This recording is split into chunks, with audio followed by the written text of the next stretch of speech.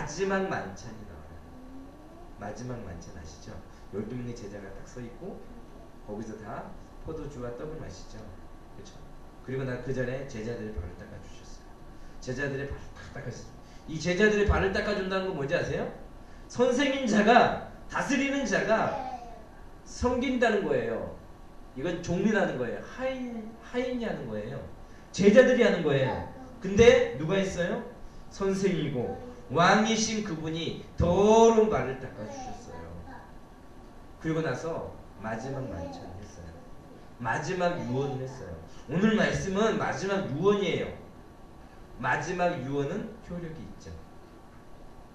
법적인 효력이 있습니다. 죽기 전에 녹음을 했어요. 우리 형제들은 우리 싸우지 말고 화목하고 사랑하고 하나가 되려 라고 하면 그렇게 후손들은 살아야 될 책임이 있어요.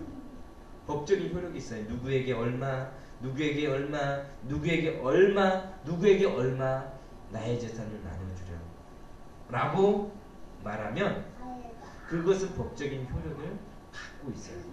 내가 가지고 있는, 내가 들어있는 어떤 보험 누구에게 주려 하면 효력이 있는 겁니다.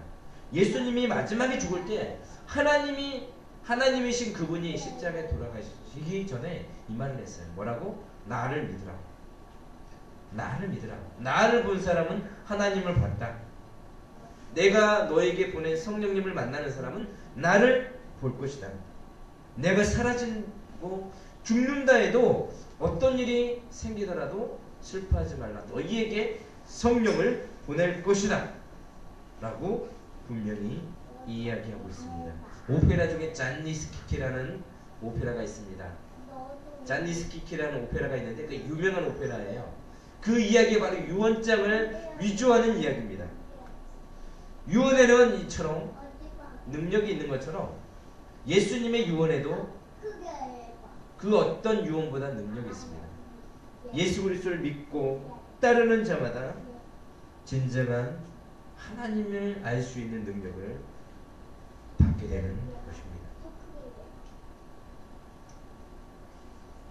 두 번째로 볼 수 있는 건요, 나를 믿는다면 우리는 그 길을 알게 되는 축복을 받게 됩니다. 우리가 하나님을 아는 축복을 받게 되는 겁니다. 인간에게는 양심이 존재해요. 양심이 뭐죠? 양심. 어떤 잘못을 하게 되면 가장 먼저 찔리는 것이 양심이에요. 인간은 양심의 법이라는 게 있습니다. 내가 잘못했는지 잘못하지 않았는지 알 수 있는 방법은 어떤 것이 있느냐면 가장 먼저 내 스스로가 찔립니다. 또 하나 하나님만이 내가 잘못했는지 잘못하지 않았는지 분명히 아는 것입니다. 다른 사람은 다 속일 수 있지만 하나님은 속일 수 없어요. 다른 사람들 다 어떻게 할 수 있지만 하나님과 내 양심만은 속일 수가 없습니다. 예수님께서 분명히 말합니다. 나를 따르라.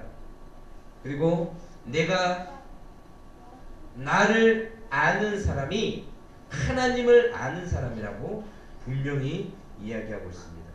예수님께서 3년 동안 가르치셨습니다. 이 말씀을 가르쳤습니다. 내가 누구인지 분명히 가르쳐 주셨습니다. 왜 이 땅에 오셨는지 분명히 알려주셨습니다.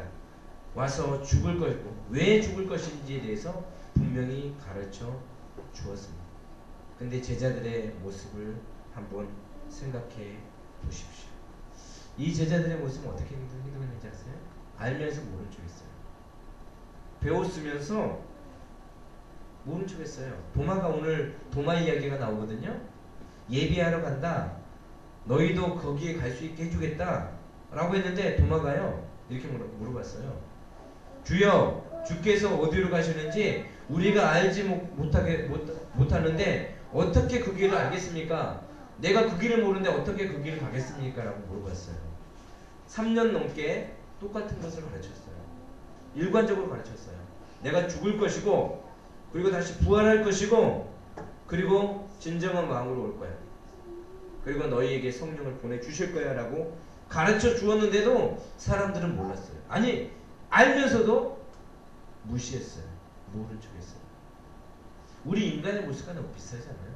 제자들의 모습이 알면서도 모른 척하고 모르면서도 아는 척하는 우리의 모습과 너무나도 흡사합니다. 이스라엘 사람들은 어떻게 생각했느냐? 메시아는 다윗과 같은 왕이 전 세계를 지배하는 그런 메시아가 나타날 것이라는 거예요. 그건 뭐냐면 정치적인 메시아. 그때 모든 세계를 지배했던 나라는 로마입니다. 예수님이 이 땅에 오셔서 로마를 지배하는 거예요. 로마를 지배하고 페르시아를 지배하고 그리고 이란 이라크를 지배하고 그리고 이집트를 지배하고 인도를 지배하는 거, 중국을 지배하는 거예요. 전 세계를 지배하는 꿈, 그것이 메시아의 꿈입니다. 아직도 유대인들은 그 꿈을 꾸고 있어요. 아직 메시아가 오지 않았다라고 이야기합니다. 근데 예수님께서 오셨어요. 오셨는데 그런 메시아가 아닌 십자가에 죽으시고 부활하셔서 하늘나라 저 천국에 갈 수 있는 누구나 갈 수 있는 하나님 나라 진정한 왕국을 완성하고자 했어요. 그것에 대해서 이해하고자 하지도 않고 받아들이려 하지도 않았어요. 이 제자들이 언제 받아들였는지 아세요? 예수님이 십자가에 돌아가셨잖아요. 돌아가시고 나서 어떻게 했을까요? 제자들이 절망해가지고 다 도망갔어요. 도망가서 뭐 했는지 아세요? 가서 고기 잡았어요. 그 사람들 원래 어부였으니까. 가서 세리일 했어요. 가서 자기 일 했다고요. 도망쳤어요 다.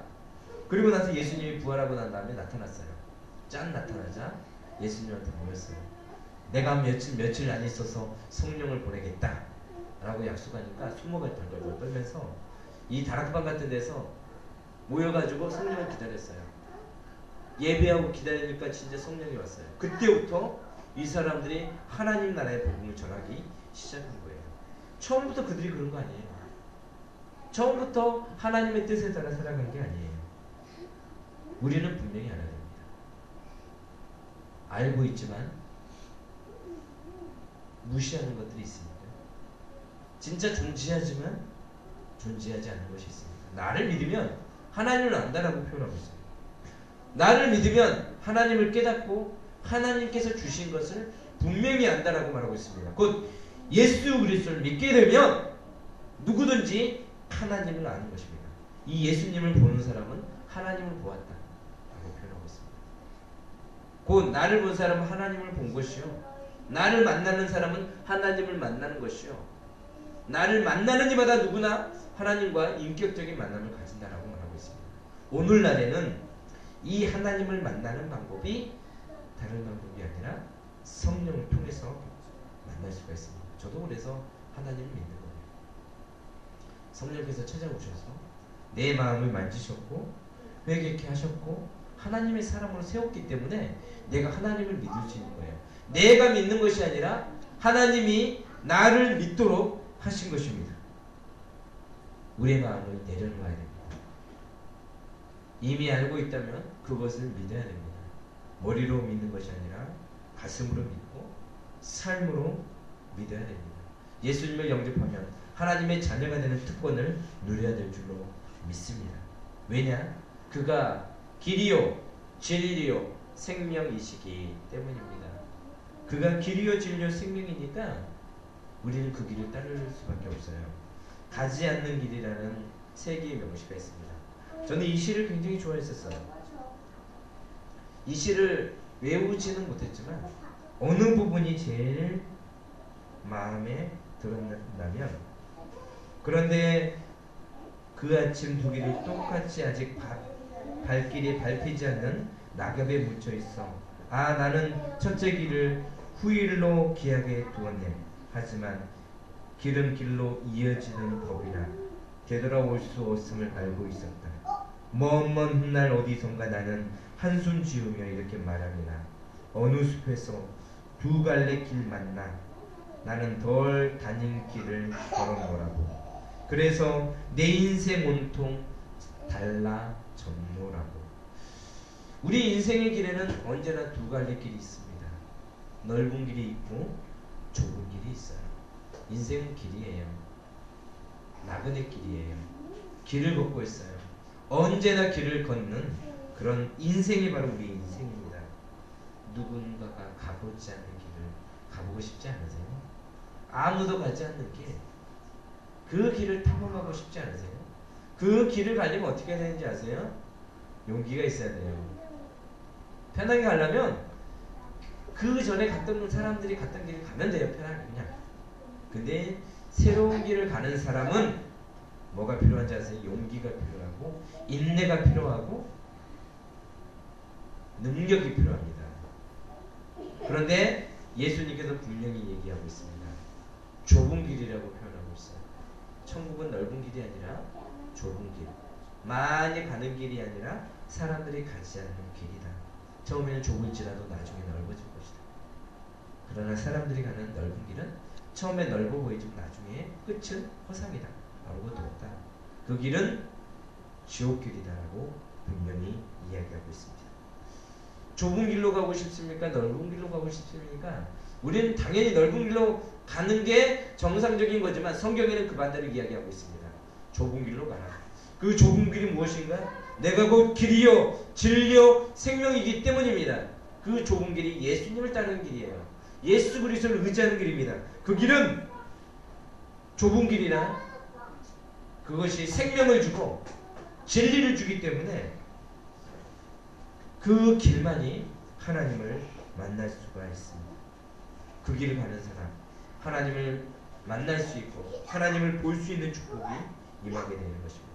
내가 곧 진리, 길이고 진리고 생명이라고 말하고 있습니다. 그 길을 가는 자마다 하나님의 진리를 알 수가 있습니다. 진리가 뭐예요? 진리? 베리타스죠, 베리타스. 그렇죠? 베리타스고 인도 말로 알고 있었는데 갑자기 생각 안 나네요. 베리타스입니다. 베리타스가 뭔지 아세요? 변함이 없는 거예요. 어떤 것이 있어도 변함이 없는 거예요. 구약 성경에는 하나님을 변함없는 약속이라고 말하고 있어요. 변함없는 약속인데 우리를 사랑하는 변함없는 약속. 하나님은 변하지 않아요. 우리를 사랑하는 사람이 절대 변하지 않아요. 변함없는 그분이 나에게 생명을 주십니다. 내가 그 길을 따라가면 하나님이신 그분이 나에게 진정한 진리를 알고 생명을 알게 되는 축복을 받는다는 것입니다. 우리의 길이 하나님의 길이 되길 축복합니다. 그런 길이 되어서 하나님께서 원하시는 삶을 살아가길 축복합니다. 성령의 임재를 통해서 성령의 권능을 통해서 나타나는 놀라운 역사가 일어나길 기대합니다. 말씀을 내고자 합니다. 우리의 길은 우리의 선택에 따라서 길이 완전히 달라집니다. 어떻게 선택하느냐에 따라서 그 길이 달라지게 되는 거죠. 우리는 길을 선택해야 돼요. 지금 이 시간 선택해야 돼요. 어디로 갈 것인가? 무엇을 할 것인가? 그리고 머리로만 선택하는 것이 아니라 실행을 해야 됩니다. 실행하지 않으면 아무것도 이루어지지 않습니다. 환상으로 끝나고 현실로는 드러나지 않습니다. 그러나 내가 가지고 있는 꿈과 비전과 환상을 기도하고 현실로 드러낸다면 그것이 능력이 되어 그것이 이루어질 것입니다. 이건 이루어지지 않아. 왜 안 돼? 안 될 거야. 라고 하지만 하나님께서는 하실 수가 있는 것이 하나님이십니다. 내가 곧 길이요 진리요 생명이라고 분명히 이야기하고 있습니다. 그 길과 진리이신 생명을 믿고 따르고 신뢰하고 따르는 우리 모두가 되길 축복합니다. 기도하겠습니다.